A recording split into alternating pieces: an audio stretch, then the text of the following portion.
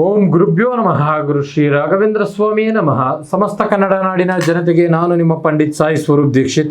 ಇವತ್ತಿನ ಈ ಒಂದು ವಿಡಿಯೋದಲ್ಲಿ ಆಗಸ್ಟ್ 17ನೇ ತಾರೀಕಿನಂದು ಬರುವಂತಹ ನಾಗರ ಪಂಚಮಿ ಹಿಂದೂ ಧರ್ಮಗಳಲ್ಲಿ ಅತ್ಯಂತ ಪವಿತ್ರವಾಗಿರ್ತಕ್ಕಂಥ ಧರ್ಮ ಒಂದಾಗಿದೆ. ಈ ದಿನ ನಾಗದೇವರ ಆರಾಧನೆ ಮಾಡೋದ್ರಿಂದ ಕುಟುಂಬದ ಕ್ಷೇಮ, ಸಂತಾನ ಸುಖ, ಹಾಗೆ ಜೀವನದಲ್ಲಿ ಕೆಲವೊಮ್ಮೆ ಶುಭ ಫಲಗಳು ದೊರೆಯುತ್ತದೆ.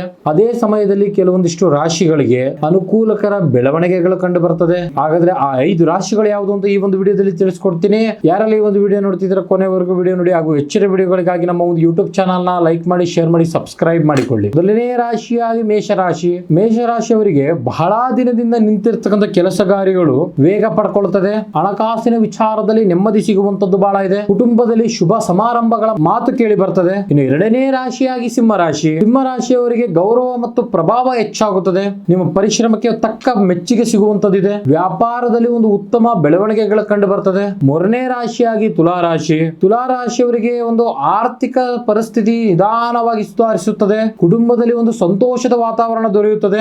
ನಾಲ್ಕನೇ ರಾಶಿಯಾಗಿ ಮಕರ ರಾಶಿ. ಮಕರ ರಾಶಿಯವರು ಬಹಳ ದಿನದಿಂದ ಮಾಡಿರ್ತಕ್ಕಂಥ ಕೆಲಸ ಕಾರ್ಯಗಳಿಗೆ ಇವಾಗ ಫಲಿತಾಂಶ ದೊರೆಯುತ್ತದೆ. ಉದ್ಯೋಗ, ವ್ಯಾಪಾರ, ಆಸ್ತಿ ವಿಚಾರದಲ್ಲಿ ಅನುಕೂಲಕರ ಬೆಳವಣಿಗೆಗಳು ಕಂಡು ಬರ್ತಾ ಇದೆ.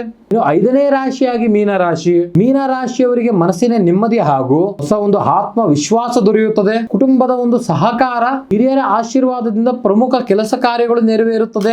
ಇಷ್ಟು ರಾಶಿಗಳಲ್ಲಿ ನಿಮ್ಮ ರಾಶಿ ಇದ್ದರೂ ಇಲ್ಲದಿದ್ದರೂ ಓಂ ನಾಗದೇವಾಯ ಎಂದು ಕಮೆಂಟ್ ಬಾಕ್ಸ್ ನಲ್ಲಿ ಕಮೆಂಟ್ ಮಾಡಿ. ಹಾಗೂ ಹೆಚ್ಚಿನ ಜನರಿಗೆ ಈ ಒಂದು ವಿಡಿಯೋನ ಶೇರ್ ಮಾಡಿ.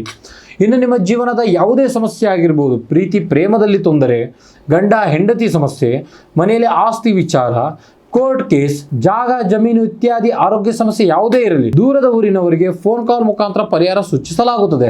ಹಾಗೂ ಬೆಂಗಳೂರು ಜಯನಗರದಲ್ಲಿ ನಮ್ಮ ಆಫೀಸ್ ಇದೆ. ಸಾಧ್ಯವಾದಲ್ಲಿ ನೇರವಾಗಿ ಬಂದು ನಮ್ಮನ್ನು ಭೇಟಿ ಮಾಡಬಹುದು. ಧನ್ಯವಾದಗಳು.